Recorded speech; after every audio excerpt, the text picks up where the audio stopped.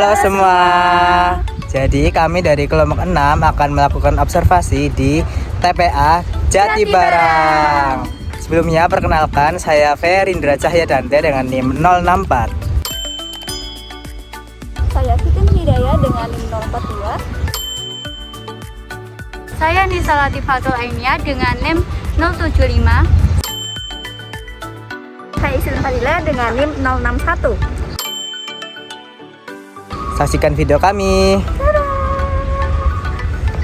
Pada hari Kamis tanggal 29 Desember 2023, kami melakukan observasi di TPA Jatibarang yang berlokasi di Kecamatan Mijen, Kota Semarang. Kami berempat berangkat ke sana menggunakan sepeda motor dan berjarak kurang lebih 20 menit perjalanan dari Universitas Negeri Semarang.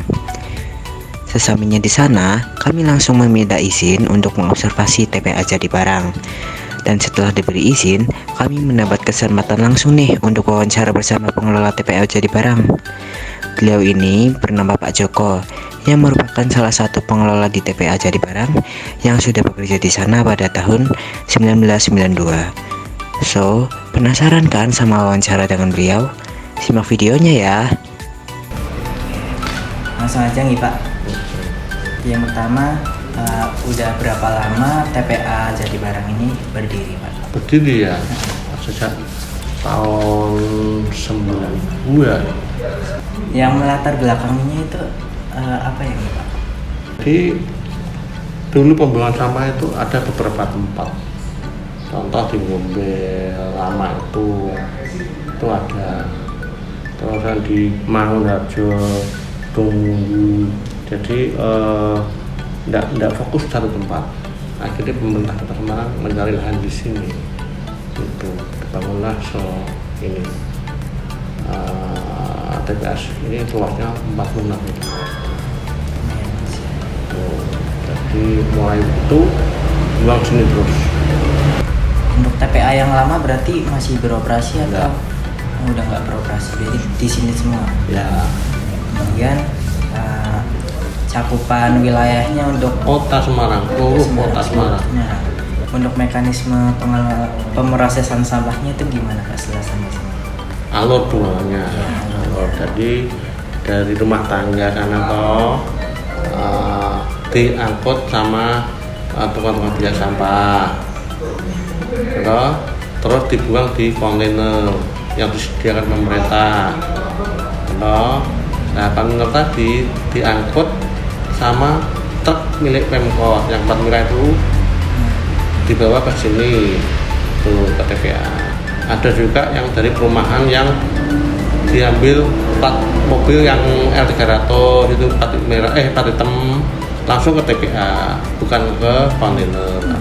Ada dua cara ya. Jadi yang plat merah itu ke kontainer, yang plat hitam langsung ke sini. Ya, ada yang itu. Kemudian untuk semua sampahnya ada yang sampah yang tidak bisa diproses nggak Pak? Ada. Plastik itu tuh. Plastik. Itu kan ada toh. Untuk sampah medis juga buangnya ke Nggak sini. boleh. Setelah pemrosesan tuh ada nggak sih sampah yang dijadikan kerajinan atau barang-barang lain yang bermanfaat gitu Pak? Ada contoh kan pemulung banyak ini dikumpul ke yang ada nilai ekonomi toh, terus bawa ke pengepul ke industri, gitu dibuatlah apa itu contoh botol plastik yang bisa dijual loh, pabrik digiling nanti menjadikan apa yang dari bahan plastik itu. Contoh yang dengan kondangan itu beseknya dari plastik itu kan juga dari sini. Nah, dari wawancara tadi, kita akan melaporkan hasil observasi di TPA Jatibarang sekaligus menjawab pertanyaan mengenai tugas observasi ini.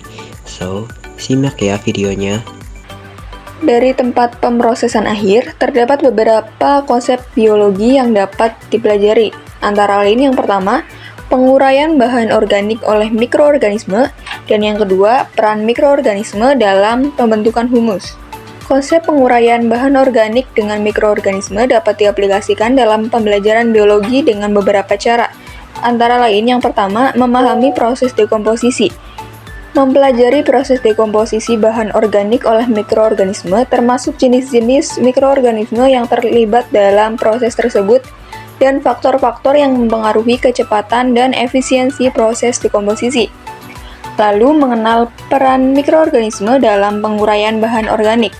Mempelajari proses mikroorganisme dalam proses dekomposisi bahan organik, termasuk bagaimana mikroorganisme menggunakan senyawa organik menjadi senyawa anorganik yang dapat digunakan kembali oleh tumbuhan dan hewan. Lalu, memahami dampak dekomposisi terhadap lingkungan. Konsep peran mikroorganisme dalam pembentukan humus dapat diaplikasikan dalam pembelajaran biologi dengan beberapa cara. Antara lain, yang pertama, memahami proses pembentukan humus. Mempelajari proses pembentukan humus melalui peran mikroorganisme di mana mikroorganisme seperti bakteri, fungi, dan protozoa menggunakan bahan organik menjadi humus. Yang kedua, mengenal peran mikroorganisme dalam pembentukan humus. Mempelajari peran mikroorganisme dalam pembentukan humus termasuk bagaimana cara mikroorganisme menguraikan senyawa organik menjadi humus yang dapat digunakan oleh tumbuhan. Lalu yang terakhir, memahami dampak mikroorganisme dalam kesehatan lingkungan. Mempelajari bagaimana mikroorganisme yang berbeda mempengaruhi kesehatan lingkungan yang membentuk humus, termasuk bagaimana mikroorganisme yang baik dapat membantu menjaga kualitas air dan tanah. Topik yang memungkinkan untuk dipelajari di TPST jika dikaitkan dengan kurikulum merdeka yaitu 1. Reaksi senyawa kimia. TPST di Jatibarang sempat terjadi kebakaran beberapa tahun lalu. Hal ini disebabkan pengelolaan sampah yang buruk. Salah satunya pengelolaan sampah yang menggunakan sistem open dumping. Open dumping merupakan sistem pengelolaan dengan menumpuk sampah hingga menggunung, sehingga menimbulkan gas yang mudah mengeluarkan api yaitu gas metana atau CH4. Gas metana terbentuk karena proses fermentasi oleh bakteri sampah organik. Bakteri kemudian melakukan dekomposisi aerobik dan menghasilkan gas metana. Gas metana sendiri akan mudah terbakar di musim kemarau yang panas. Kedua, peran organisme dalam proses pengomposan sampah organik secara biologi. Pengomposan adalah proses penguraian bahan organik secara alamiah dengan bantuan organisme pengurai seperti bakteri, fungi, dan protozoa. Dalam proses ini, organisme pengurai mengambil sumber makanan dari sampah atau bahan organik yang diolah lalu mengeluarkan sisa metabolisme berupa karbon dioksida atau CO2 dan panas yang menghasilkan uap air H2O. Yang ketiga, kewirausahaan dengan memanfaatkan sampah organik dan anorganik. Kewirausahaan yang memanfaatkan limbah sampah dapat memberikan manfaat ekonomi sekaligus turut serta dalam menjaga lingkungan. Sampah anorganik, plastik yang sudah dipilah kemudian dihancurkan di suatu tempat penggilingan untuk proses daur ulang plastik sehingga dapat menghasilkan produk baru yang berguna bahkan menghasilkan keuntungan. Sedangkan sampah organik daun dapat diolah menjadi pupuk kompos yang berguna untuk petani. Yang keempat, proyek penguatan profil belajar Pancasila atau P5 dengan tema gaya hidup berkelanjutan atau GHB. Salah satu kegiatan P5 yang terkait dengan pengelolaan sampah adalah pengumpulan, pemilahan, dan pengelolaan sampah organik dan anorganik. Melalui kegiatan ini, peserta didik diajarkan untuk peduli lingkungan menerapkan prinsip 3R yaitu reduce, reuse, recycle dan mengubah sampah menjadi karya yang bernilai ekonomis. Kemampuan apa saja yang dapat dieksplor guru biologi ketika mengajak siswa ke lokasi tempat pembuangan akhir sampah atau TPA? Ketika siswa diajak ke TPA, siswa mendapatkan wawasan tentang siklus hidup sampah. Mereka dapat memahami bagaimana sampah dihasilkan, dikumpulkan, diangkut, dan akhirnya dikelola di TPA. Namun, pengetahuan yang akan didapatkan siswa tidak berhenti di sana. Siswa juga mengeksplorasi pengolahan berbagai jenis sampah, seperti bagaimana pengolahan sampah organik dan anorganik yang benar, sehingga tidak menimbulkan dampak yang negatif bagi sekitar. Siswa juga akan mengetahui sampah apa saja yang tidak dapat diolah di TPA. Mereka belajar pentingnya mengenali perbedaan ini yang diharapkan mereka mampu mengambil tindakan yang sesuai di masa depan. Mereka juga dapat terlibat dalam diskusi produktif mengenai peran mereka yang dapat dilakukan di rumah dalam upaya pengurangan sampah. Antar siswa dapat berbagi pandangan tentang bagaimana setiap tindakan kecil di rumah dapat berdampak besar dalam mengurangi jumlah sampah yang dihasilkan. Selain hal-hal yang sudah disebutkan, siswa juga dapat mempelajari mikroorganisme apa yang terlibat dalam proses dekomposisi sampah. Kemudian yang terakhir untuk perspektif pengetahuan di TPA Jatibarang, mekanismenya sudah cukup untuk memproses sampah-sampah yang dikumpulkan dari seluruh kota Semarang.